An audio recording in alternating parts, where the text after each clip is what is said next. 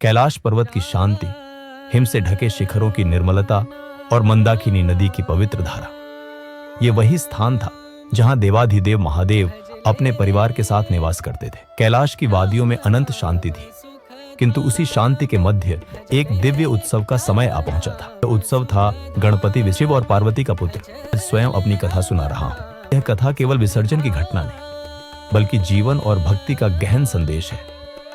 मां पार्वती ने बड़े स्नेह और प्रेम से मेरा निर्माण किया था। महादेव ने मुझे आशीर्वाद देकर ब्रह्मांड में विघ्नहर्ता, मंगलकर्ता और बुद्धि के देवता के रूप में स्थापित किया।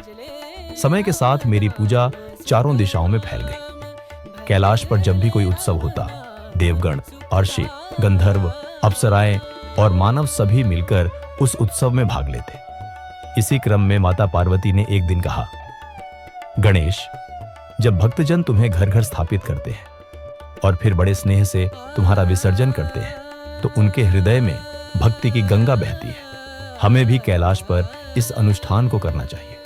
महादेव मुस्कुराए और बोले, देवी, यह सत्य है। विसर्जन कोई विदाई नहीं, बल्कि पुनर्मिलन का व्रत है। आज गणेश स्वयं इस कथा का साक्षी बने। कैलाश पर्वत पर उस दिन विशेष तैयारी हुई। मंदाकिनी के तट पर विशाल मंडप सजा। देवगणों ने वीणा, मृदंग और शंख की ध्वनि से वातावरण को गूंजा दिया।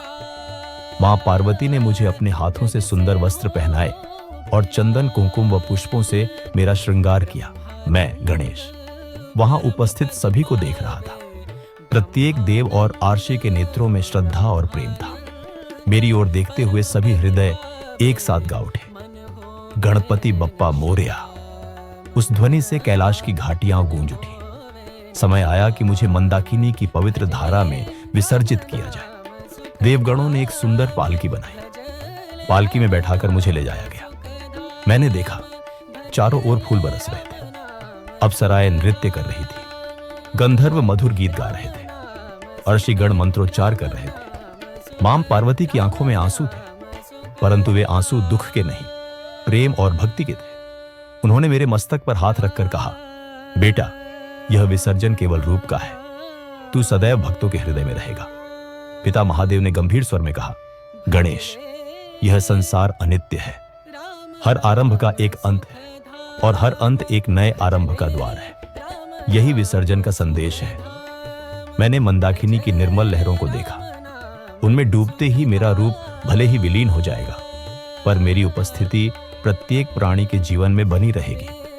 मेरे भक्त जब भी मुझे घर लाते हैं तो वे केवल मूर्ति नहीं लाते, बल्कि अपनी आस्था, भक्ति और प्रेम को मेरे रूप में स्थापित करते हैं। और जब विसर्जन करते हैं तो यह स्मरण करते हैं कि भक्ति किसी स्थान या रूप तक सीमित नहीं है, वह हृदय में बसती है। शंख की गूंज बढ़ी, ढोल नगाड़े बजने लगे। सब ओर गणपति बप्पा मोरया, अगले बरस तू जल्दी आ की ध्वनि फैल गई। देवगणों ने मेरी पालकी उठाकर मंदाकिनी की ओर बढ़ाई। मैं मुस्कुराते हुए सबको आशीर्वाद दे रहा था। नदी तट पर पहुंचकर मेरी पालकी उतारी गई। पिता महादेव ने अपने हाथों से मेरा जलाभिषेक किया।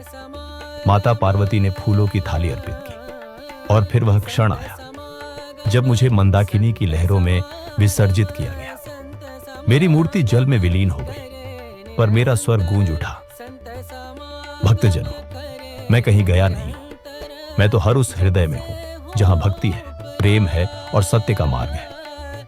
विसर्जन के पश्चात भी पर्वत की वादियों में मेरा नाम गूंजता रहा। सभी देव और आर्षि आनंदित थे। माता पार्वती ने महादेव से कहा, स्वामी, यह उत्सव वास्तव में जीवन का रहस्य प्रकट करता है। जैसे गणेश का विसर्जन हुआ, वैसे ही मनुष्य को भी अपने अहंकार, क्रोध और मोह का विसर्जन करना चाहिए। महादेव ने सहमति में सिर हिलाया और कहा, विसर्जन केवल मूर्ति का नहीं, बल्कि नकारात्मक विचारों और दोषों का भी होता है। यही गणपति उत्सव का मूल संदेश है। मैं, गणेश, अपने भक्तों से कहना चाहता हूं, जब तुम मुझे घर में स्थापित करते हो तो अपने भीतर भक्ति का दीप जलाते हो, और जब विसर्जन करते हो तो यह ना भूलो कि मैं केवल मिट्टी की मूर्ति नहीं, बल्कि तुम्हारे मन के भीतर का प्रकाश हूं। हर वर्ष मैं तुम्हारे पास आता हूं ताकि तुम मुझे स्मरण करो, भक्ति में डूबो और अपने दोषों का विसर्जन करो। कैलाश पर्वत पर मेरा विसर्जन केवल एक उत्सव नहीं था, बल्कि ब्रह्मांडीय सत्य की अनुभूति थी। उस दिन देवगणों ने जाना कि गणपति उत्सव केवल स्थापना और विसर्जन का चक्र नहीं, बल्कि भक्ति, प्रेम और आत्मशुद्धि का मार्ग है।